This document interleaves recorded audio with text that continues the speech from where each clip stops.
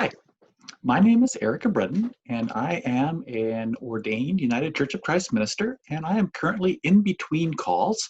So I want to thank Pastor Jessica and the good folks at Grinnell United Church of Christ for this opportunity to share some thoughts and some words with you. I'm going to be preaching on the gospel text, which is from Matthew, and I believe that's already been shared with you. So I will just go directly into my thoughts and reflections. I love games. Whether it's a simple game of horse with a basketball or a game of Monopoly, a card game, or even more complicated board games, I love games. I have a closet full of games.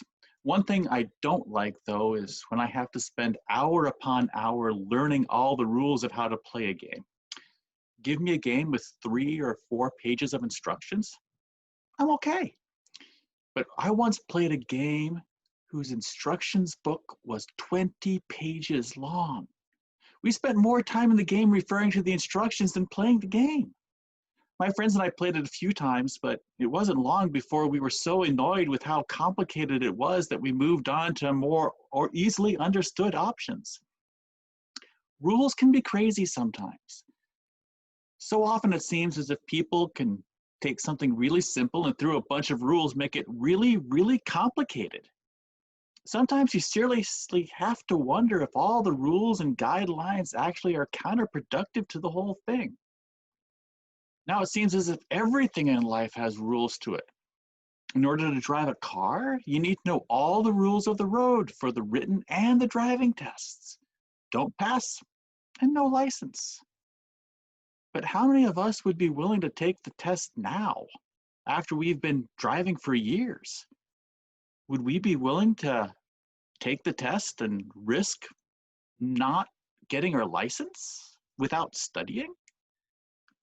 And then there are all those different electronic and devices and pieces of technology that surround us more and more every single day. 40 years ago, the joke was if you wanted to set the time on your VCR, you asked your kids to do it. Nowadays, kids are growing up with cell phones and iPads in their hands. The internet and the computers, well, that's their natural playground. And the rest of us are wondering, how can we heat up our cup of coffee without the microwave blowing up?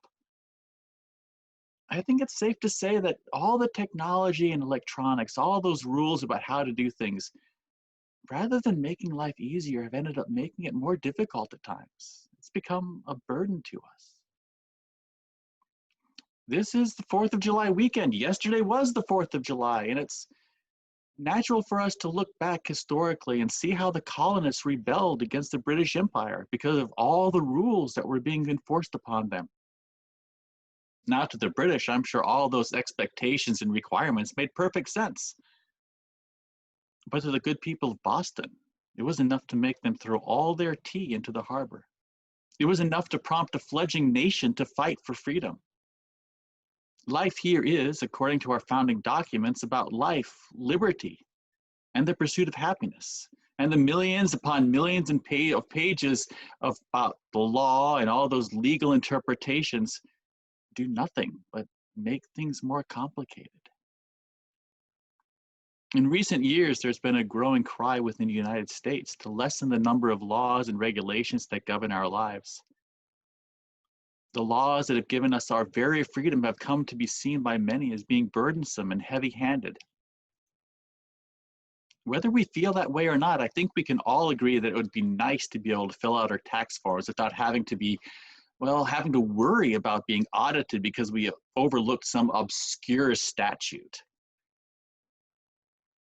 In our text this morning, Jesus says, "Come to me, all you that are weary and are carrying heavy burdens, and I will give you rest. Take my yoke upon you and learn from me, for I am gentle and humble in heart, and you will find rest for your souls. For my yoke is easy and my burden is light." I'm not sure about you, but how often do you think of your faith as being easy? The burden being light? Sure, without question, there are times when it's easy. I mean, this whole thou shalt not kill thing, well, that's pretty easy, but honoring your parents? Not coveting that new lawnmower that your neighbor just got? those can be a little tougher. And then there are all those other things that our culture seems to have decided that go along with our faith. But then not even everyone agrees. For some, drinking alcohol is a sin. For some, a tithe is required at church. For some, divorce isn't an issue. For some, contraception goes against their faith and morals. For some, the clothes you wear are determined by your church. I don't think we've moved very far beyond the many rules and expectations that fill Leviticus and Deuteronomy. All of us have created our own rules for our lives and our faith. And then we often look around and see who is living up to our standards. We're like the children in the marketplace or the playground that Jesus talks about, who expect everyone to dance when they play happy music and wail in grief when they play funeral music. If they don't dance when we want or don't wail when we think is appropriate, we get mad and often judge them accordingly. Alan Bream, a Presbyterian minister, wrote something on his blog. On one side, we see people who are more conservative than we are, and we think they're being too strict. And we wonder whether they may have some kind of mental illness.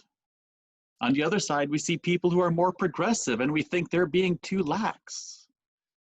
And we may condemn them for having loose morals. On the surface of things, it can seem that we're incredibly ambiguous about spiritual matters, first condemning those who are too conservative and then condemning those who are too liberal.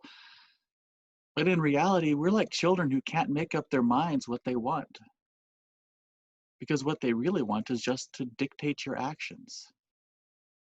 When we make religion a matter of following rigid rules, we essentially make ourselves the measure of all things spiritual. That's an incredible burden to bear. It's bad enough when we define religion by rigid rules, but when we make ourselves the measure of godliness, that's a heavy burden indeed. Jesus calls out to us, asks us to take his yoke, and that the yoke is not a burden, that his yoke is light. Now, unless you grew up on a farm with large animals, you may not know a yoke is an instrument placed upon the shoulders and the neck of an animal to allow the animal to be used and guided. It can't be too light or the animal won't recognize it. It can't be too heavy either, or the animal will be burdened by the weight of the yoke and unable to work. A light yet strong yoke is desired. Now, a yoke isn't just used for guiding an animal, it also makes it possible for the animal to do its task. Without a proper yoke, the oxen could not pull the cart and could not plow the field. A yoke not only serves as a controlling guide, but it's also a tool to allow a task to be completed. Jesus, in our text, points out that the very people he was talking to had created their own standards of what was right and wrong. John the Baptist didn't fit their image, and neither did Jesus. One was too rigid, one was too loose. The people were all about their own expectations. They had become ruled by the rules that guided their faith. Rather than faith being a source of life for them, life was being defined by how closely they followed the rules of faith. Jesus, though, doesn't want this for his disciples. He doesn't want us to be obsessed and controlled about worrying about what is right or wrong, about deciphering laws and expectations regarding the way we live, what we can drink, whether we can smoke, how we understand love, marriage. That would be a heavy burden to bear, constantly having to check with the latest interpretation of what is and what is not allowed. Jesus declares his burden is light. His yoke is light. His yoke is love. Love is to be our guiding force. Love is to be the thing that enables us to do what we are called to do. We are called to love others as we love ourselves, and as we ourselves would love to be loved. We are called to serve others in their need as we ourselves would desire to be served if we were in need. It's not about a long list of rules. It's not about being liberal or a conservative, understanding of the Bible or theology. It's about love. It's about allowing the one who took the weight of the cross upon his back in love to empower us to take love out into the world in his name.